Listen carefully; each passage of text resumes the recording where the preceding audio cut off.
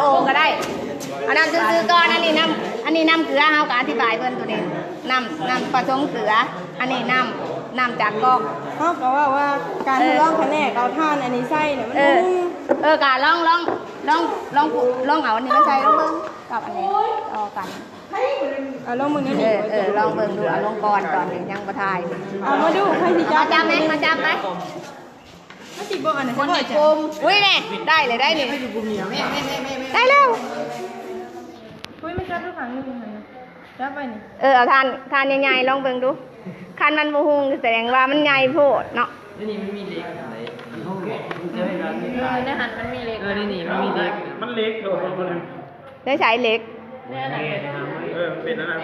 เล็กจะเป็นฝ่ายเล็กนี่ไม่เป็นเล็กฝ่ายนี่การนั้นเป็นท่านะครับหุ่งบอกหุ่งลองเอาออกมันใหญ่ออกเต็มอยู่ในหนาโย่ทดลองแต่จริงที่มันจะเป็นไปได้อุ้ยหุ่งเดิมนะใช้เอาเขาจนแบบว่าใช้ถ้าเบิ่งเอาก้อนขั้นตอนทำอีทก่อนวงจรเอาประกอบด้วยนี่เอาจับร้อยทาน2 ศูนย์ประกอบมีทานจักอันก็มีจักก่อนครับทาน6 ก้อนทาน6 ก้อนวงจรประกอบด้วยทานไฟฉายเนาะ6 ก้อนตอนนี้เป็นบ่เนี่ยก็มีหัวเทียนอันนึงดิหัวเทียนแล้วการ2 ศูนย์ของวงจรเนาะต่อใช้ทานต่อทางทั้ง2 ศูนย์เลยเนาะวันนี้สิให้นักเรียนมาทดลองเอาจุ่มลงเอา2 ศูนย์จุ่มลงน้ำซื่อเอานักเรียนแต่ละคนสังเกตมามาสังเกตอันดอกสังเกตหัวเทียนไปฉายหุงอยู่บ่น้ำล่าหุงเยอะบ่หุงเนาะวันนี้ถ้าลงใส่น้ำเกลืออ้างน้ำเกลือดูอย่าเอาไก่กันลายเป็นเท่าไหร่หุงบ่หุงเนาะหุงหุงเสยแสดงว่าน้ำเกลือนี่น้ำไม่พลาดได้อีลีเนาะเอามาลองจุ่มน้ำละลายอีกดูวงจรมันเก่านี่เป็นอะไรแสดงว่าน้ำละลายโบน้ำไม่พลาดเนาะ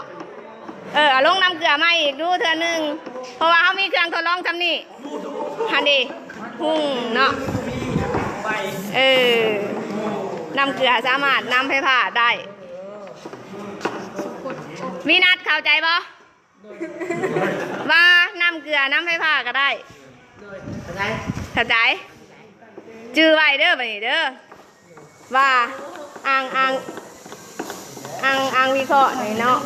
ถ่ายังไงมีกระแสไฟฟ้าเรียนผ่านก็ต้องเอา